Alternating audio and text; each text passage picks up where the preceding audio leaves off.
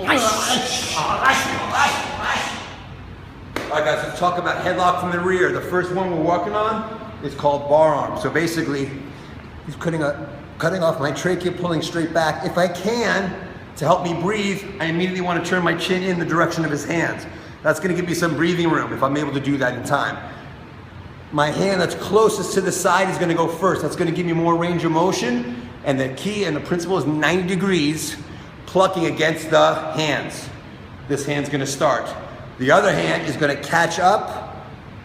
As I create that opening, I'm going to look to the opening again so that I can breathe. I'm looking in towards his chest. I'm going to take my head in as I've done at the waist, so that way I can slide out. Boom, creating that space and then attacking. So again, the key is tucking my chin, turning to the direction of the hands, left hand, then right hand, plucking, coming out, and attacking. Without my partner, left hand goes, then right, left foot steps out, and then I'm gonna bend at the waist. This is gonna put a lot of pressure on his shoulder, which is gonna make it easier for me to get out of the hold. So again, if I can, I turn in the direction of the choke to breathe. Left hand, then right hand, because that's the closest hand.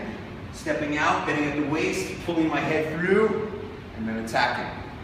That's headlock from the rear bar arm. So now another variation would be headlock from the rear carotid artery choke, which basically is coming a little bit more around. Ultimately, we're worried about the second hand coming on top. So let's work about worst case scenario. So before this comes on, his elbow's to the center, so he's cutting off the blood supply to my brain, hence carotid artery choke. He's locking it in with this top hand, constricting, cutting off all directions. So the first thing I need to do is relieve that top hand, working the fingers. Once I'm here, then I go into the same defense I did against bar arm, 90-degree pluck against the opening or the hands. I turn whenever there's space created. I punch my shoulder and make room for my head so that I can slide out.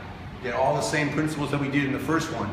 But again, the first thing I'm gonna do is address the top hand. So if the hand's already cinched in, even if he's making a fist, I'm going with the palm heel of my hand to loosen it up, and then I'm pulling it over the top. Then I'm using that left hand, plucking, turning in, creating space for my head to get out, and then I'm attacking, just like before. So nice and easy. Now, all sides of my neck are covered. I'm gonna scrape the hands off the top. Once that's there, I'm gonna make the pluck, stepping out, sliding my head through, and then I'm attacking. So that's bar arm from the rear and carotid artery from the rear.